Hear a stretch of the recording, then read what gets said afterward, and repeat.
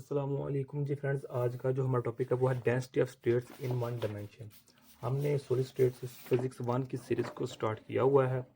तो इस सीरीज़ में हम इन टॉपिक्स पर पिछली वीडियोस में बात कर चुके हैं। ये देखते जाएं। तो आज की जो हमारे पास वीडियो है वो वीडियो नंबर हमारे पास 12 है। इसका डी पार्ट है density of state in one dimension. Last videos में हम इन टॉपिक्स पर बात कर चुके थे।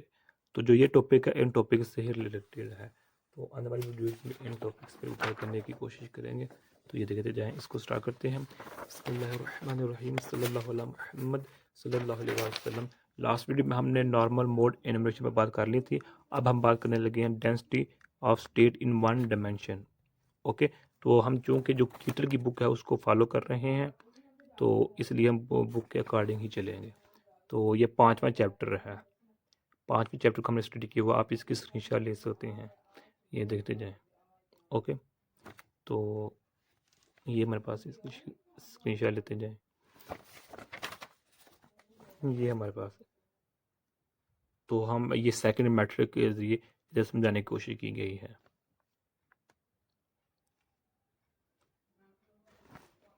तो ये मेरे पास है, ये डायग्राम है। तो आइए इसको स्टार्ट करते हैं। नेक्स्ट वीडियो हम 3 डायमेंशन पर बात करने की कोशिश करें। ओके, तो सबसे पहले हम जो 1 डायमेंशन है उस पर बात करने की कोशिश करते हैं। तो इसमें सबसे पहले मैं हम अर्ज ये है कि density of mode in 1 dimension में क्या होंगी। यानी कि देखिए ना, हमारी टॉपिक है जो कंसर्न है वो वहाँ 1 डायमेंशन से है ना। तो 1 डायमेंशन में डेंसिटी ऑफ मोड्स क्या होंगी वो हम देखते हैं। यानी कि फिगर नंबर अगर हम 2 को देखें, ये देखें फिगर नंबर 2 है हमारे पास। तो इस फिगर नंबर 2 में जो राइटर है उसने पार्टिकल्स के लिए एक लाइन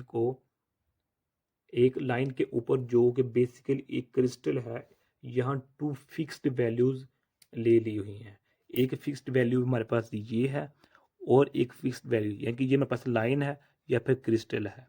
एक फिक्स्ड वैल्यू ये है और एक फिक्स्ड वैल्यू हमारे पास ये है। ओके, तो और हम जानते हैं इसलिए जानते हुए हम इस पर हम बाउंड्री कंडीशंस को हमने अप्लाई करते हैं, ताकि जो हमारे पास वैल्यूज़ है उनको फिक्स, उनको या चेंज, उनको कांस्टेंट कर देते हैं by applying the boundary conditions. Okay, तो आप देखिए बाउंड्री कंडीशन को अप्लाई करके हमने इन दो वैल्यूज़ को हमने फिक्स कर दिया। पहली वैल्यू क्या है, एस इज इक्वल टू 0 है, और सेकंड वैल्यू क्या है, एस इज इक्वल टू 10 है। इन दोनों को हमने फिक्स कर दिया हुआ है।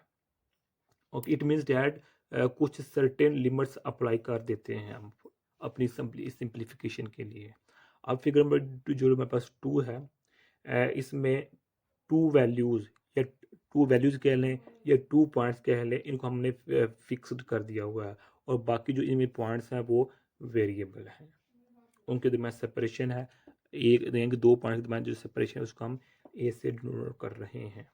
यहाँ जो मोड्स बन रहे हैं उनकी वाइब्रेशन क्या होंगी, उनका वेव वेक्टर क्या होगा, उनकी पोलराइजेशन क्या होंगी।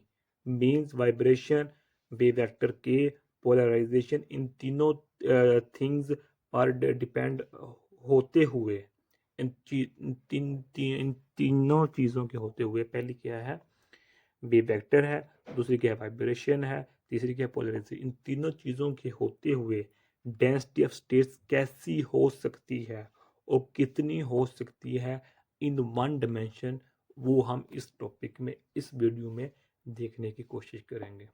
ओके, तो अब ये मोड्स क्या होती हैं, ब्रांचेस कैसे बनती हैं, ये तमाम बातें हमने चौथे चैप्टर में डिस्कस की हुई हैं। ओके हो गया।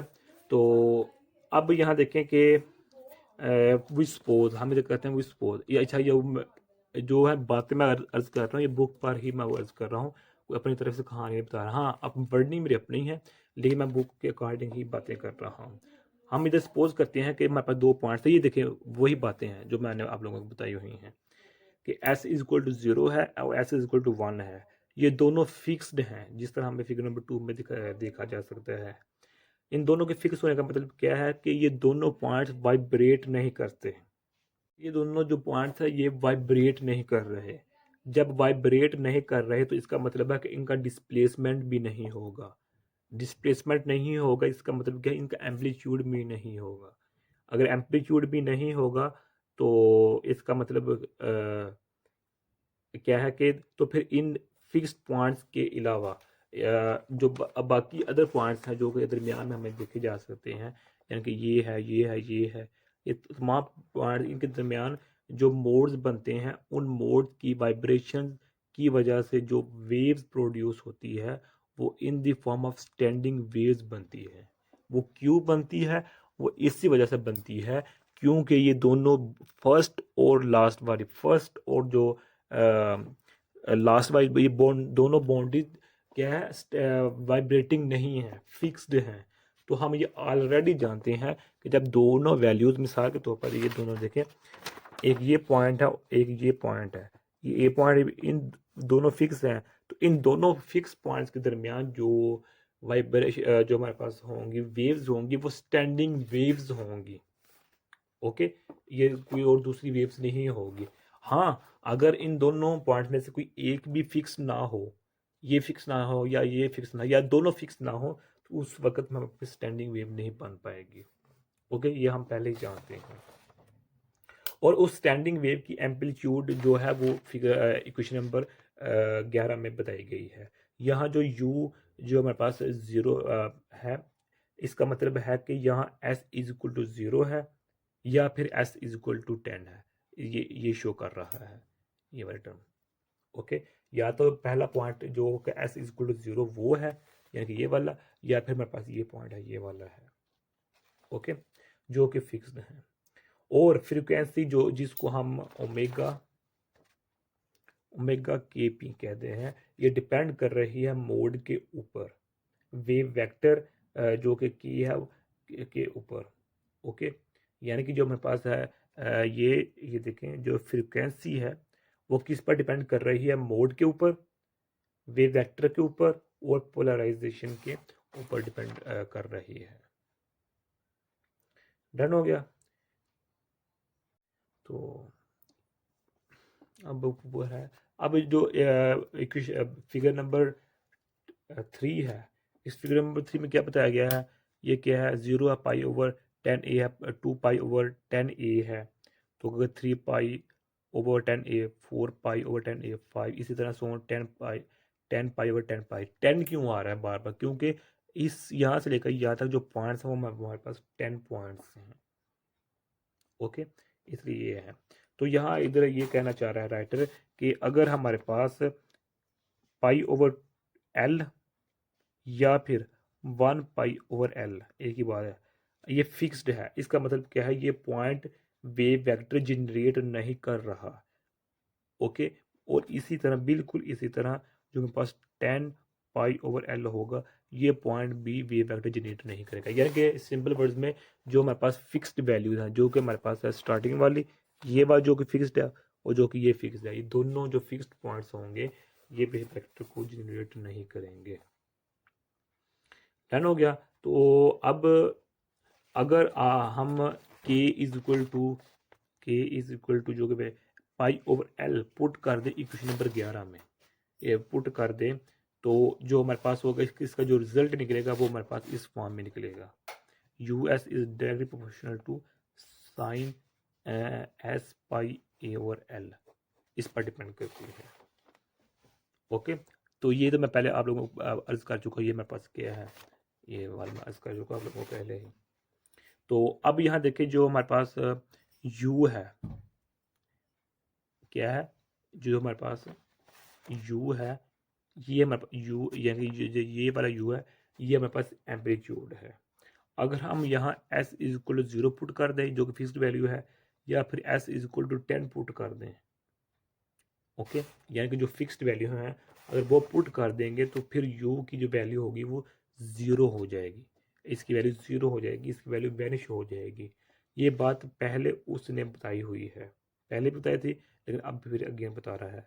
इसका मतलब क्या हुआ कि जब हम s इज इक्वल टू 0 या s इक्वल टू 10 पुट करेंगे तो जो हमारे पास यू एस की वैल्यू होगी, यानी कि ये देखें तो साइन ये है, तो s की जगह 0 पुट करें तो ये पूरी टर्म ज़ीरो हो जाएगी, ये ज़ीरो मल्टीपल तो ये ज़ीरो, तो लिहाजा ये भी ज़ीरो इक्वल हो जाएगा। या फिर U S directly proportional to sine है, तो अब एस की जगह ज़ीरो की बजाय 10 पुट करें, जो कि ये भी फिक्स्ड वैल्यू है।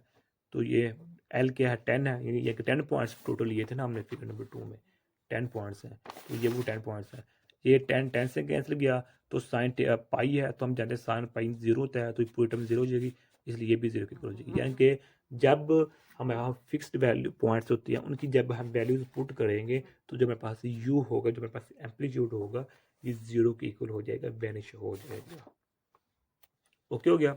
तो ये बात इधर एक्सप्लेन की गई है, यहाँ देखेंगे। अल्हम्दुलिल्लाह। अच्छा, जो हमारे पास ये थी ना, ये मैंने आप लोगों को पहले बता दी हुई है, ये वाली वैल्यू क्या है, जो वेव वेक्टर क्या है, ये 0 पाई पर यह मैंने बता दिया हुआ आप लोगों को। ओके, तो ये मेरे पास ये किसको शो कर रहा है, ये 9 पाई ओवर 10 को शो कर रहा है, 9 पाई ओवर 10 को शो कर रहा है। और अगर नेक्स्ट क्या होगा, 10 पाई ओवर 10 होगा।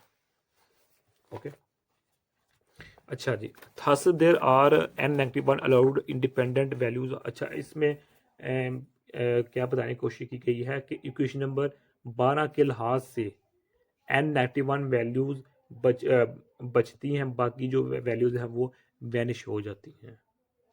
ओके, तो जो भी अलाउड यानी कि वेव वेक्टर जो के होगा, वो स्टैंडिंग वेव से एसोसिएटेड होगा, जिसकी amplitude in the form of equation number 13 होगी। ओके, दोबारा फिर सुन लीजिएगा कि जब हम इक्वेशन नंबर जो 12 है, इसके लिहाज से एन नेगेटिव वन वैल्यूज जब हमारे पास बचती है, यानी कि इसका मतलब क्या है कि जो फिक्स्ड पॉइंट्स हैं, जो फिक्स्ड वैल्यूज हैं, जो वो कि दो है ना मेरे पास, एक एस इक्वल टू 0 है और एस इक्वल टू 10 है, जो ऊपर है मैंने अगेन बता देता हूँ, ये हमारे पास है, ये वाले। ओके, तो इनके अलावा जो हमारे पास, इनके अलावा का मतलब है एन नेगेटिव वन, एन इधर हमारे पास क्या होता है 10, तो नेगेटिव वन है हमारे पास। ओके, तो अगर हम सेकंड निकालना चाहते हैं, तो हमारे पास इधर आएगा 2 पाई 3 पाई 4 पाई सी एन चलता जाएगा। ओके, जिस तरह ये बताया गया है, ये देखें। ओके, या फिर ये देख रहे हैं पाई ओवर 10 ए, या 2 पाई 10 over A, 3 pi 10 A, 4 pi and so on, ये काम चला जा रहा है। यानी कि इन सिंपल वर्ड, स्टार्टिंग और जो लास्ट वैल्यूज हैं उन को निकाल दें। तो फिर इक्वेशन नंबर इसका मतलब क्या हो गया, इक्वेशन नंबर 12 जो बाद में इक्वेशन है के लिहाज से एन नेगेटिव वैल्यूज हमारे पास एन नेगेटिव वन वैल्यूज बचती हैं। ओके, यानी कि जो मेरे पास स्टार्टिंग और लास्ट वाली वैल्यू वैनिश हो जाती है, जो दरमियान वाली वैल्यूज हैं वो बच जाती हैं। तो उसके लिहाज से ये बात कर रहा है कि जो भी अलाउड वेव वेक्टर होगा, के होगा, यानी कि मैं वही बात है जो मैंने स्टार्टिंग में बात की थी, वो यही है कि ये तो जो फिक्स पॉइंट है ये तो ख़त्म हो गए ना, वैनिश हो गए, ये हमने प्रूव किया अभी। ओके, वैल्यूज पुट करके साइन में, तो यहाँ जो इन पॉइंट्स के दरमियान जो वेव वेक्टर बनेंगे, वो स्टैंडिंग वेव से एसोसिएटेड होंगे, जिसकी एम्पलीट्यूड ये गिवन है, ये वाली। ओके, तो यहाँ देखिए स्टैंडिंग वेव जो S is equal to 0 put करें, ये 0 हो जाएगा, एस की वैल्यू 10 पुट करें जो कि फिक्स्ड वैल्यू, वो फिर भी 0 हो जाएगा। तो इस लिहाज से ये बात कर रहा है जो राइटर है, और यही बताने की कोशिश कर रहा है कि जब अलाउड वैल्यू के की जो भी होगी, वो स्टैंडिंग वेव से एसोसिएटेड होगी, जिसकी एम्पलीट्यूड हमारे पास ये होगी। ओके, कि जो हमारे पास यहाँ वेव वेक्टर होगा, जो वेव बनेगी, वो एसोसिएटेड होगा स्टैंडिंग वेव से। और हम जानते हैं स्टैंडिंग वेव किस वजह से बनता है, जब भी दो फिक्स्ड पॉइंट हो जाएं। अगर इन दोनों फिक्स्ड पॉइंट में से एक भी फिक्स्ड ना रहे, तो फिर स्टैंडिंग वेव नहीं बन पाएगी। ये हम कंडीशन ऑलरेडी डिस्कस कर चुके हैं। ओके हो गया। तो अब नेक्स्ट क्या है, for the one dimensional line there is, इसमें ये बताया गया कि हमारा कंसर्न चूंकि मोड्स के साथ है, तो वन डायमेंशन में कितने मोड्स बन रहे हैं, तो वो हम इधर देखने की कोशिश कर रहे हैं। यानी कि अब अभी तक हमने अपना जो मेन वर्क है वो स्टार्ट नहीं किया, अभी तक हम स्याको सबाक में ही घूम रहे हैं। ओके हो गया। तो अब इस for the one dimensional line there is one mode, ये देखें अब उसका आंसर ये बता दिया गया है, जो अभी अब तक हमने पीछे किया है उसका जवाब हमें ये मिल गया है कि वन डायमेंशन में जो मोड बनते हैं वो मोड हमारे पास वन मोड होता है। अब ये मोड कैसे बनता है, क्यों कर बनता है, ब्रांचेस कैसे बनती हैं, लॉन्गिट्यूडनल ट्रांसवर्स वेव वेक्टर, ये तमाम स्यापा हमने चौथे चैप्टर में स्टडी किया हुआ है। ओके, तो मीन इसका मतलब क्या क्या है कि हर एक इंटरवल, यानी कि हर एक इंटरवल का मतलब क्या है कि delta K is equal to pi over L, हर इंटरवल के लिए एक एक मोड बन रहा है। सो लिहाजा जब आपके पास के इक्वल या फिर लेस देन पाई ओवर ए होगा, तब के की वैल्यू हमारे पास होगी, वो होगी एल ओवर पाई। और जब हमारे पास के की value greater than pi over a होगी, तब जाके हमारे पास जो वेव वेक्टर के होगा उस के की वैल्यू होगी एल ओवर ज़ीरो होगी। यहाँ के की वैल्यू क्या थी, एल ओवर पाई, यहाँ वैल्यू क्या होगी, ज़ीरो। ये किस कंडीशन में, जब के की value less than pi over a होगी तब हमारे पास ये आंसर होगा। जब इसकी कंडीशन लिमिट ये होगी ग्रेटर देन ये होगी पाई ओवर ए, तो उस केस में पापा वेव वेक्टर का आंसर जीरो के इक्वल होगा। ओके, इट मीन डैट के पर वेव वेक्टर पर डिपेंड कर रही है वैल्यू के कहाँ पर है, यानी जो वेव वेक्टर है वो कहाँ पर है। तो लिहाजा हम जानते हैं कि जो डिग्री ऑफ फ्रीडम के लिहाज से, किसके लिहाज से, डिग्री ऑफ फ्रीडम के लिहाज से एक मोड के साथ, अब यानी कि ये डिटेल हम ख़त्म कर चुके हैं। ओके, अच्छा ये डिटेल यहाँ पर मेंशन है, ये देखें आप लोगों के सामने लिखा हुआ है। So the number of modes पर unit range of k is l pi over a for, जब ये लिमिट होगी तो हमारे पास एल के की वैल्यू ये होगी, और जब हमारे पास ये कंडीशन होगी तो हमारे पास जो के की वैल्यू होगी वो हमारे जीरो होगी। ओके, अब नेक्स्ट क्या बताया गया है, ये हम जानते हैं कि डिग्री ऑफ फ्रीडम के लिहाज से एक मोड के साथ, किसके साथ, एक मोड, सिर्फ सिंपल एक मोड के साथ हमारे पास क्या चीज़ें अटैच होती हैं, ए मोड के साथ तीन पोलराइजेशन होती हैं। कितनी, तीन पोलराइजेशन होती है। उन तीन पोलराइजेशन में दो ट्रांसवर्स होती हैं और एक लॉन्गिट्यूडनल पोलराइजेशन होती है। ओके, ये था सब वर्क फॉर वन डायमेंशन के लिए। ओके, आई होप आपको समझ लग गई होगी कि हमने क्या किया कि एक लाइन ली जो कि हमारे पास ये है, स्टार्टिंग और फिक्स पॉइंट को, लास्ट पॉइंट को हमने फिक्स कर दिया हुआ है, और यहाँ पर हमारे पास वैल्यू वैनिश हो जाती है, ज़ीरो हो जाती है। और जो ये पॉइंट लिए हमने लाइन पे लिए हैं या क्रिस्टल के ऊपर लिए हुए हैं बेसिकली, तो हम जानते हैं जब भी दो पॉइंट फिक्स हो जाते हैं स्टैंडिंग वेव बनती है। तो अब चूंकि यहाँ हमारे पास वैल्यू वैनिश हो जाती है, तो अब चूंकि इनके दरमियान जो भी वेव वेक्टर होगा, जो भी वेव होगी, वो स्टैंडिंग वेव से एसोसिएटेड लाजमी होगी, अगरचे इन पॉइंट्स पर वैल्यू ज़ीरो हो चुकी है। अच्छा, अब जो ये तमाम डिस्कशन की है, इन डिस्कशन को हम एक और मेथड से भी कर सकते हैं। इस मेथड के अलावा, यानी कि जो अभी हमने मेथड किया है, इस मेथड के अलावा और भी मेथड है जिनके थ्रू आप मोड्स को फाइंड कर सकते हैं, मोड को एनुमरेट कर सकते हैं, मोड को अकाउंट कर सकते हैं, मोड को नंबरिंग दे सकते हैं। यही कि देखना बेसिकली हमने क्या ही किया, मोड भी फाइंड किया है ना। तो यही हमारा पर्पस था कि वन डायमेंशन में हमने डेंसिटी ऑफ स्टेट्स देखनी होती है, फॉर वन डायमेंशन में यानी कि मोड को देखना होता है। तो अब इसका जो सेकंड मेथड है वो भी इधर बताया गया है, तो उसको भी हम कोशिश करते हैं देखें वैलिड कि इसके अलावा और भी मेथड है। तो we consider the medium as unbounded, यानी कि अब यहाँ बताने का मतलब ये बताने की कोशिश कर रहा है कि पिछले केसेस में उसने मीडियम को बाउंडेड किया हुआ था, means K S is equal to zero रख कर और एस इज इक्वल टू 10 रख कर जो लिमिट्स को बाउंड कर दिया हुआ था, मीडियम को बाउंड कर दिया हुआ था। ओके ओके, यानी कि अब जो हम सेकंड मेथड स्टडी करने लगे उसमें हमारे पास लिमिट्स बाउंडेड नहीं होंगे, लेकिन जो हमने ये पहले अभी डिस्कस किया हुआ है, ये वाला पहला मेथड, इसमें दो हमने बाउंड्री को मीडियम को लिमिट कर दिया हुआ है, बाउंडेड कर दिया हुआ है, एस इज इक्वल टू 0 रखकर और एस इज इक्वल टू 1 रखकर इनको फिक्स करके हमने मीडियम को बाउंड कर दिया हुआ। लेकिन अब जो हम सेकंड मेथड स्टडी करने लगे हैं, इस सेकंड मेथड में हम मीडियम को बाउंड नहीं कर रहे। ओके, तो सोल्यूशन जब हम यहाँ बाउंड नहीं करेंगे मीडियम को तो यहाँ जो हमारे पास सोल्यूशन होगा वो पीरियोडिक होगा। ओके, क्योंकि हम जानते हैं जो जिस क्रिस्टल पर जिस लाइन पर हम ये पॉइंट्स ले रहे होते हैं वो हमारे पास क्रिस्टल क्या होती है, पीरियोडिकली अरेंजमेंट होती है उसकी, यानी स्ट्रक्चरली पीरियोडिकली होती है।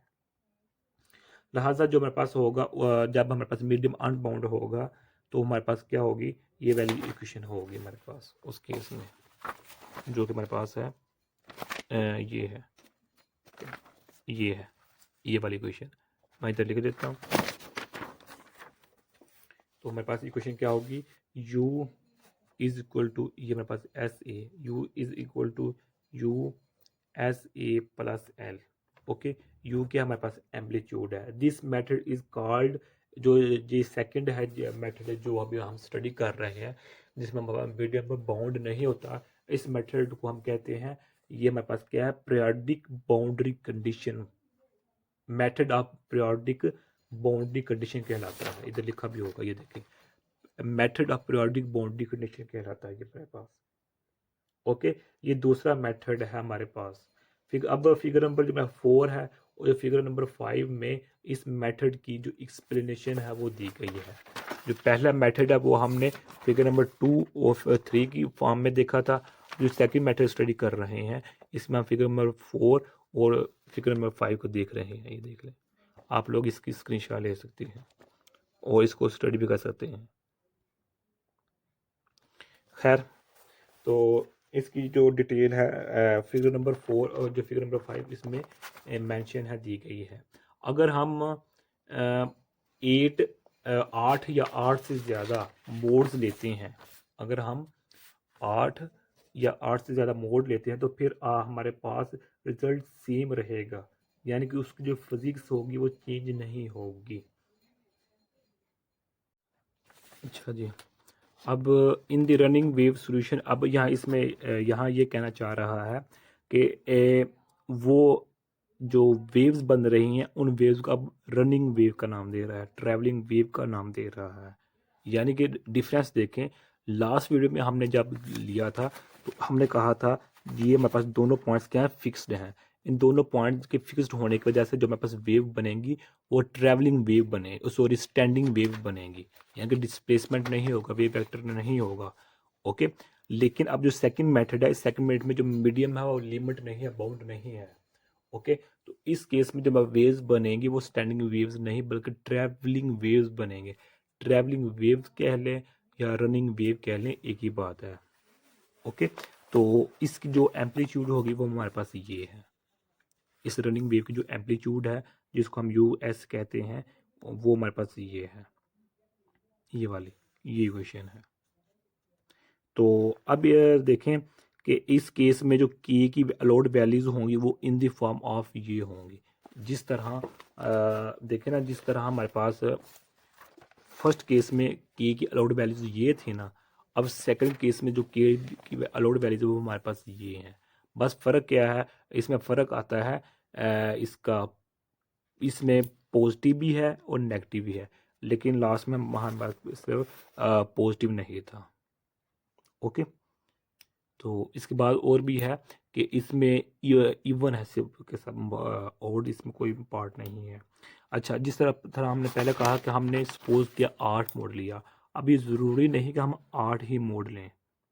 ओके, तो ज़रूरी नहीं 8 मोड ही लें, हम 8 से ज़्यादा मोड भी ले सकते हैं। इस मेथड में भी उतने ही मोड्स निकलते हैं जितने फर्स्ट मेथड से निकले थे, जो कि इक्वेशन नंबर 12 के फॉर्म में हमारे पास मौजूद है। ये देखें। ओके, आई होप आप लोगों को इस टॉपिक की समझ आ गई होगी कि फर्स्ट मेथड से भी उतने मोड्स बने हैं और सेकंड मेथड से भी उतने ही मोड्स बने हैं, कोई डिफरेंस नहीं आया। हाँ, अगर डिफरेंस आया है तो वो मेथड के तरीकाकार से आया है।